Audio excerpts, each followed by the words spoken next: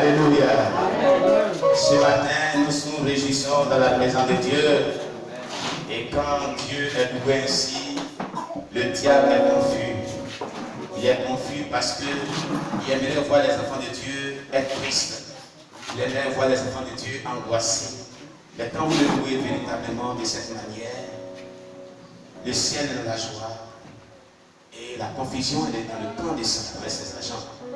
Amen. Alléluia. Alors ce matin, nous allons encore prier une fois de plus pour la parole de Dieu. La parole que Dieu voudrait que nous recevions de lui. Amen. Tu vas prier pour ton cœur. Tu vas demander à Dieu de disposer ton cœur à l'écoute de sa parole. De te donner la compréhension de ta parole.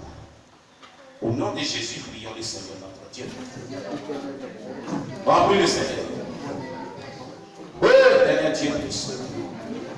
Je te loue, je te rends toute la gloire. Toi le roi des rois. Toi le Seigneur des seigneurs. Toi qui nous accordes la vie. Oh Papa, sois élevé. Sois béni. Sois exalté. Pour ta parole qui est vie et esprit. Que la source de restauration de notre foi. Donne-nous de comprendre ta parole. Donne-nous de pouvoir vraiment la connaître, la comprendre et l'interpréter selon la sainte doctrine. Aussi après tout cela, donne-nous de pouvoir la mettre en pratique dans le nom puissant de Jésus-Christ de Nazareth. Merci éternel Dieu Tout-Puissant, parce que tu le fais au nom de Jésus-Christ. Ah, alléluia. Gloire à Jésus. Nous allons parler de la suite de notre thème d'eschatologie. Amen. Vous avez compris qu'on a vu successivement certains thèmes très importants. Depuis des mois, nous sommes en train de poursuivre une série de messages sur l'eschatologie, à savoir le retour de Jésus-Christ, l'enlèvement de l'Église, la grande tribulation. Amen. Le second avènement de Christ,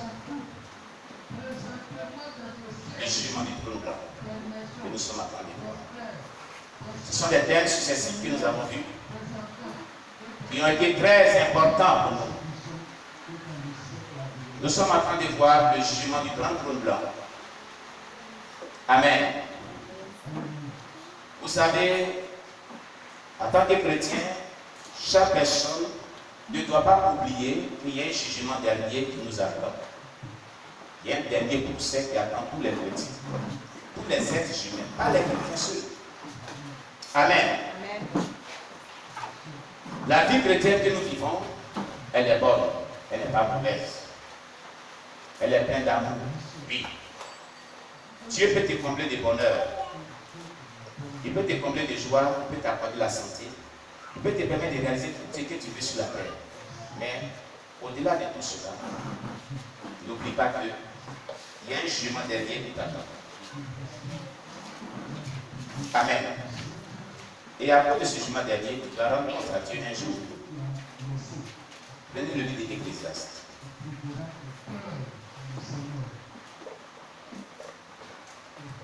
Ecclésiaste.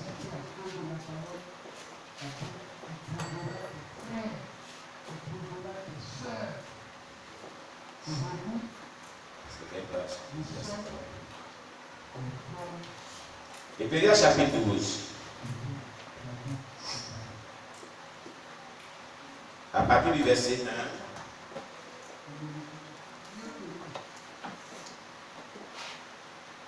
1. Alléluia. Jusqu'au verset 3. Ecclésiaste chapitre 12, verset 1 à 3. La Bible dit ceci. Jeune homme, réjouis-toi dans ta jeunesse. Livre ton cœur à la joie pendant les jours de ta jeunesse. Marche dans les voies de ton cœur et selon les regards de tes yeux. Mais sache que pour tout cela, Dieu t'appellera en jugement.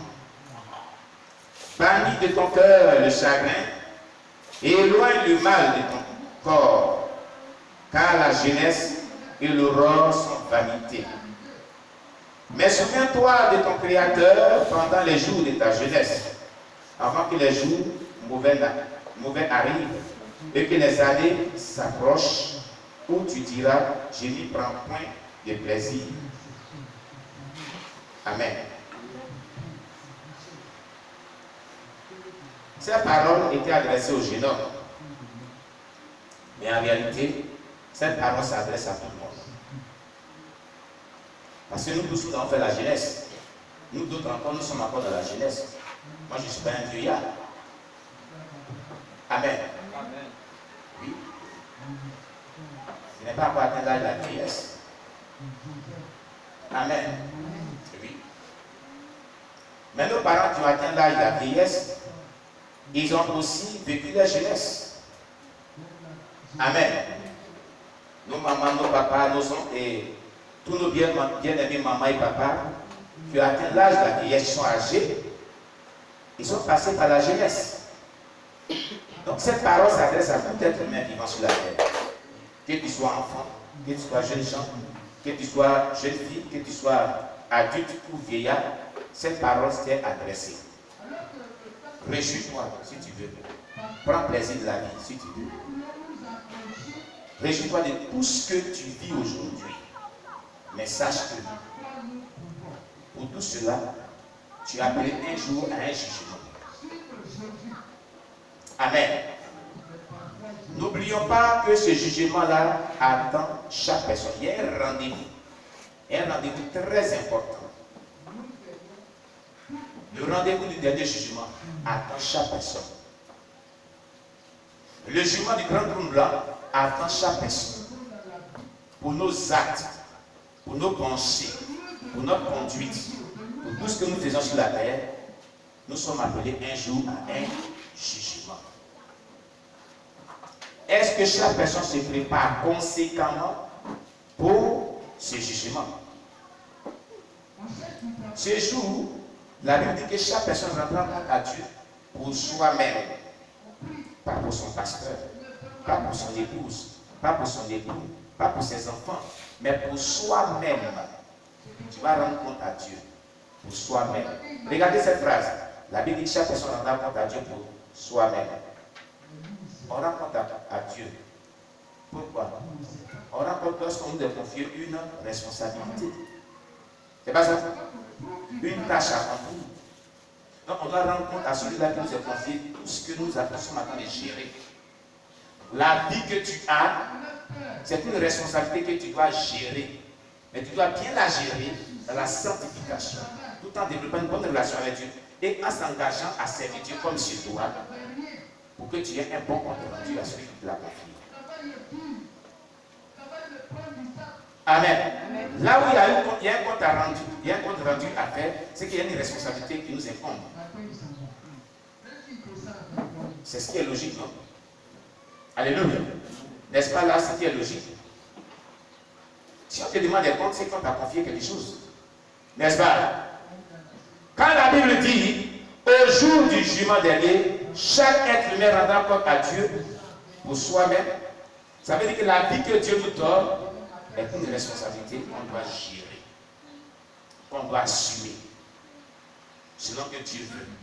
Si on le fait comme Dieu ne le veut pas, notre compte rendu sera amer. Le résultat final, c'est-à-dire que le verdict, après avoir rendu compte, le verdict qui va tomber là ne sera pas favorable à nous.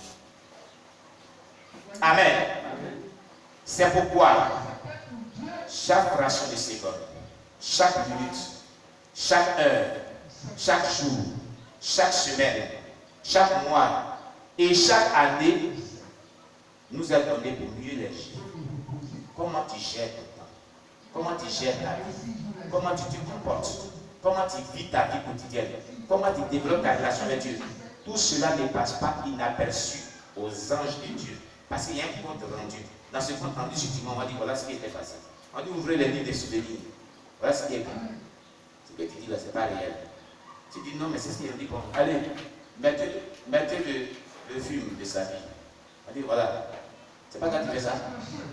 C'est qui? Tu ne pourras plus nier encore. Donc il y a ce jugement-là qui attend chaque personne. C'est pourquoi chaque chrétien doit vivre dans la vérité, dans la sainteté, dans la crainte de Dieu, dans la consécration, et doit s'engager à faire tout ce qui est bon. Rejeter ce qui est mauvais, rejeter ce qui est impur, rejeter ce qui est injuste. Sanctifiez-vous. Amen. Amen. Voilà ce à quoi Dieu nous appelle. Voilà ce que Dieu demande de chaque personne. Dieu demande à chaque personne. Je crois que prenez Philippiens. Ce qui doit être l'objet de nos pensées. Donc ce que Dieu désire que nous puissions accomplir est décrit dans le livre de Philippiens. Philippiens dans la maison de Dieu.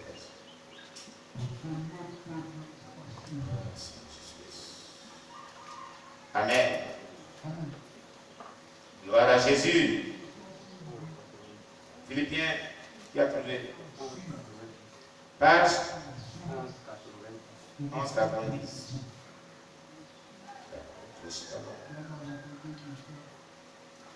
Philippiens. Amen. Chapitre 4, verset 8. Philippiens chapitre 4, verset 8, il nous dit ceci.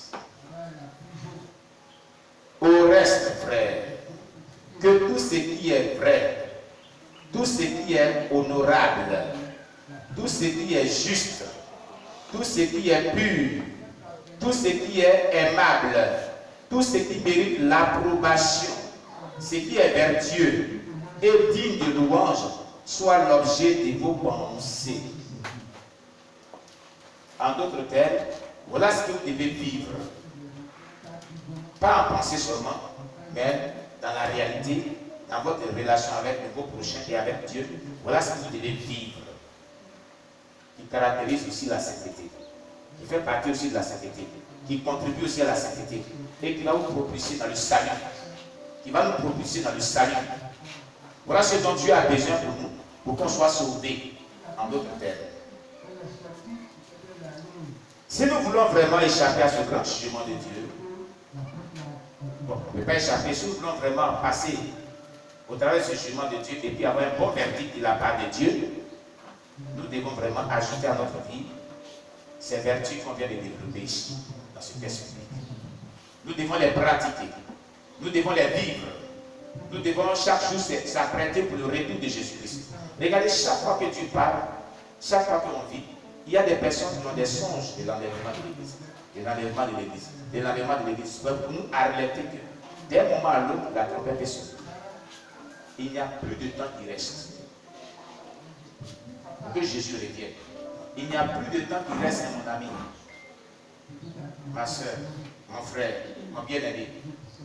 Est-ce que chaque jour que tu fais, tu penses vraiment à ton éternité? Tu penses là où ton âme va aller?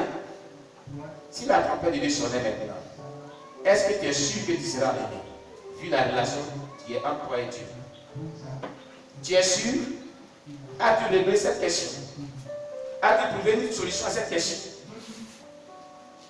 Si le monde prenait fin maintenant et que nous sommes face au jugement du grand blanc, est-ce que tu es sûr que le verdict serait favorable pour toi? C'est vrai, on peut chasser les démons. On peut se réjouir. Tout à l'heure, on a dansé très bien, on a chanté très bien, certes. Mais au-delà de tout cela, si nous nous trouvons vraiment présentement devant le grand trône blanc, est-ce qu'on est sûr qu'on est sauvé? C'est ça qui est important. Hein? Amen. Amen. Pour cela, il va falloir s'examiner soi-même. Se repentir de tout ce qui n'est pas de Dieu. Abandonner tout ce que Dieu n'aime pas. Tout ce que la Bible dit n'est pas bon. Répands-toi de cela. Et vis une vie d'obéissance aux enseignements de son but de la Sainte Doctrine, afin de ne pas rater le ciel. Alléluia. Alléluia. Amen. Le jugement du grand trou blanc est réel. Il est dans la Bible. On va déjà donner les référents bibliques, nous sommes dans la continuité de ce thème. Je ne vais pas revenir là-dessus. Mais pour tous ceux qui ont des vidéos précédentes concernant ce thème qu'on a partagé, ça fait peut-être 2 semaines qu'on n'a pas encore, 2 dimanches qu'on n'a pas encore parlé de cela.